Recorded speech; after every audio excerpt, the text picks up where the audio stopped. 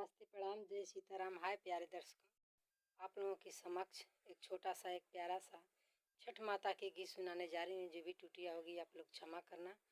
अगर ये गीत पसंद आए तो ज़्यादा से ज़्यादा आप लोग मेरे वीडियो को शेयर करें और लाइक करें। तो आइए सुनिए इस गीत को। काचाही बास का बांगिया बांगी लचकती जा, काचाही बास का बांगिया बांगी लचकती जा। बनी ना बीरन भैया कारिया बांगी घाटे पहुँचा। बनी ना बीरन भैया कारिया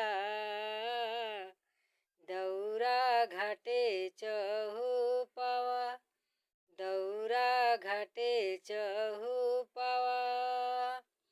रहिया चलत पूछे बाटोहिया बांगी के करा के जा। रहिया चलत पूछे बाटोहिया दौरा के करा के जा। आँख तोहरी फूटे हो बाटोहिया बांगी छठी मैया के जा। आँख तोरी फूटे हो बाटोहिया ई दौरा दीनानाथ के जा।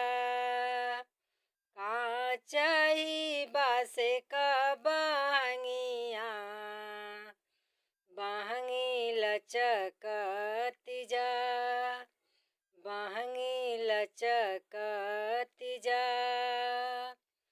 बनी ना बलम जी कारिया दौरा घाटे चहु पावा, दौरा घाटे चहु पावा। बनी ना बलम जी कारिया बांगी घाटे चहु पावा, बांगी घाटे चहु पावा।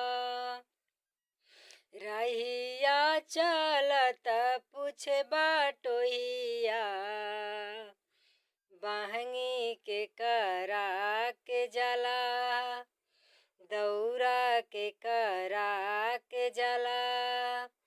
आँख तोहरी फूटे हो बाटोहिया ई बांगी छठी माई के जा। ई दौरा दीनानाथ के जा।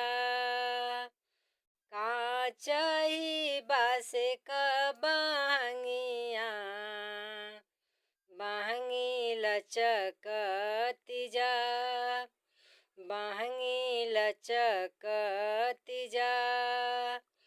बनी ना देवर जी कारिया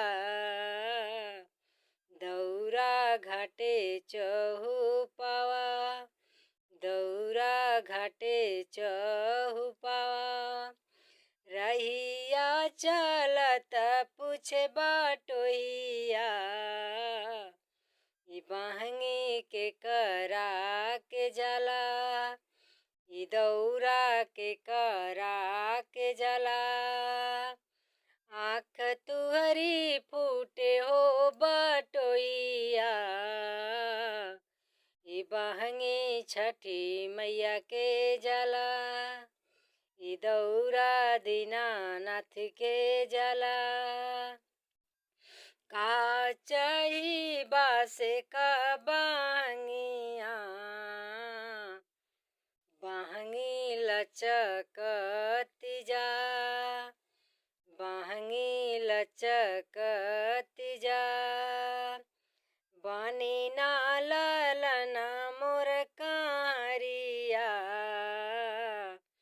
बांगी घाटे चहु पावा, घाटे चहुपावा बनी ना ललना मोर कारिया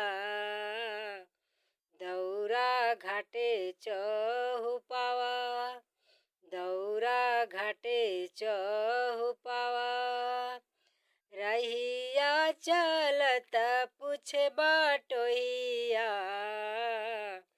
ई बहंगी के करा के जला ई बहंगी के करा के जला आँख तोहरी फूटे हो बटोहिया ई बहंगी छठी माई के जला ई दौरा छठी माई के जला।